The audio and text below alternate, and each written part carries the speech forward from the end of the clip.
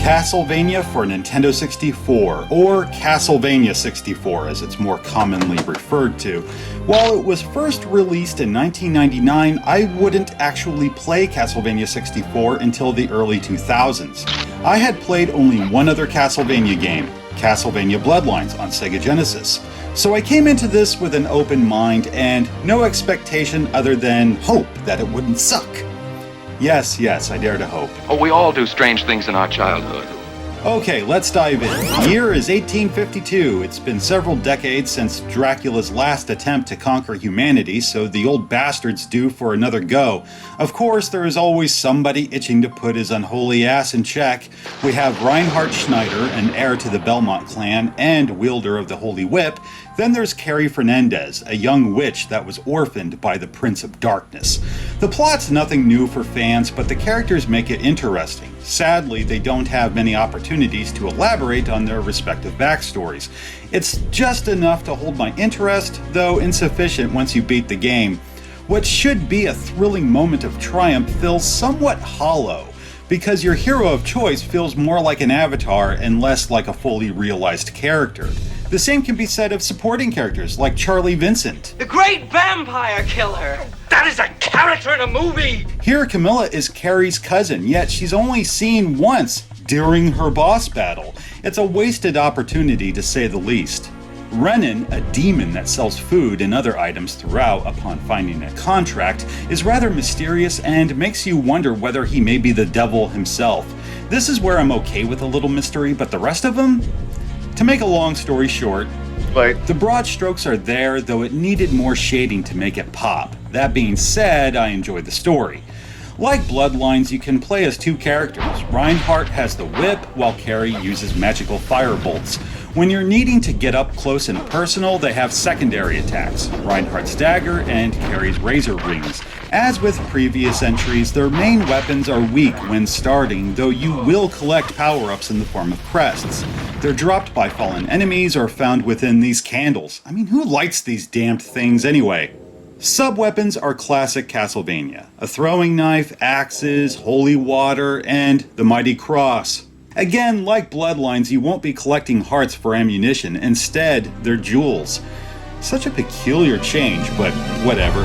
Another trait this game shares with Bloodlines is that our heroes have their own areas to explore. Yes, 7 of these 10 levels serve as common ground, but 3 are unique to the chosen character. Reinhardt uses the tunnels to reach the castle center, while Carrie takes an underground waterway.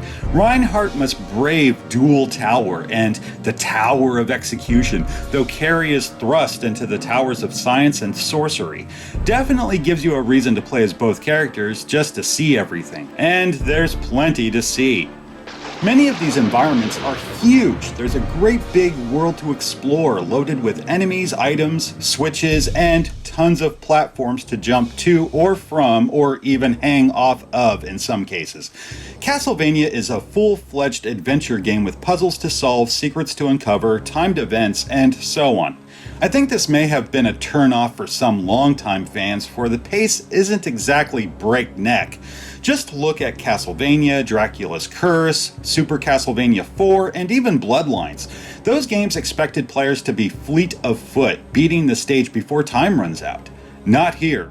Really, it kind of reminds me of Tomb Raider. That would have been epic as fuck, right? Unlike Tomb Raider, there's plenty of respawning enemies to fight. There's skeletons that hurl bones at you, some that explode, which is really fucking weird. Skeletons that ride motorcycles that shouldn't even exist yet. I know Dracula uses magic and all, but wow. In a similar vein, there's Frankenstein's gardener. You can't beat him, and he wields a gas-powered chainsaw. That's some wild shit right there. We have mainstays like these bony dinosaur skulls that burp fire, vampire bats, ghostly apparitions, and hellhounds. Even those Medusa heads make a comeback. Hooray! There's some proper vampires thrown in for good measure. They may be the most threatening since they can make you vamp out with a single bite. Don't worry, there's a cure for that. Which doesn't work for poor Rosa, a vampire that offers some assistance to Reinhardt earlier in the game. Why doesn't Reinhardt make that shit into a weapon and actually save some souls for a change? Anyway, the purifier works much like the cure for when you're poisoned by these lizard guys. There's more, though I gotta mention the bosses. Not gonna lie, they're pretty fucking cool. The giant skeleton, white dragon, vampire villagers, Death himself, Camilla, and Actrice all stand out. They look creepy and intimidating up until you fight them. Seriously, they're way too easy. Even with Reinhardt and his short-range whip, I beat him with little effort. They just take longer to kill. I can't recall the last time I died during a boss because honestly, I don't think I have. Oddly enough, I can't tell you how many times I've died while jumping only because it's happened too many times. Players will often cite poor control, but I feel the camera's my biggest problem. You can reposition the camera in some areas while others prevent it. I can think of no other reason than to make the game harder, which is kinda cheap if you ask me.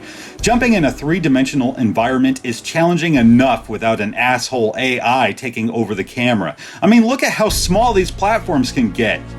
The one thing that makes it bearable are save crystals. They're always in the same locations and they won't vanish after a single use, like Tomb Raider. You can use them over and over again. In spite of the camera and weak bosses, I do love the game. The puzzles were both fun and frustrating. The now infamous magical nitro bit certainly tried my patience, but in a good way. For those of you that may suffer from what I call the angry nerd effect, just press C right when standing next to a crack to place the nitro. Kind of obvious.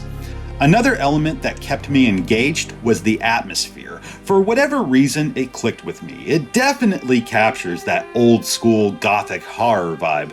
From the visuals to the soundtrack, it feels like interactive Hammer horror, with less boobs. As for the graphics, much has been said about the excessive use of fog and blurry textures, but I don't give a shit. It's Nintendo 64. Such things were common with the platform. Is it reference quality? No. Better than average? Sure, I'd say that much.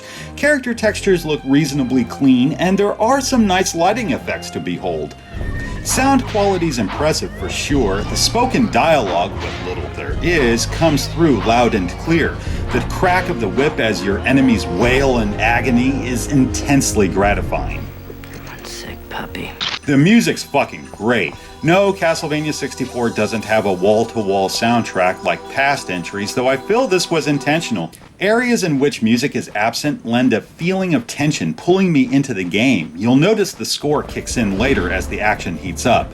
Finally, the control. I feel it works quite well, but movement can be a little sensitive. With some minor adjustment, I think players can overcome it. Castlevania 64, in my opinion, is not a bad game. Yes, it has flaws, no doubt. I can see how the shift in focus and perspective may be a tad jarring for diehard fans of the series. If you can forgive its technical shortcomings and a different approach to classic formula, wow, you just may enjoy yourself.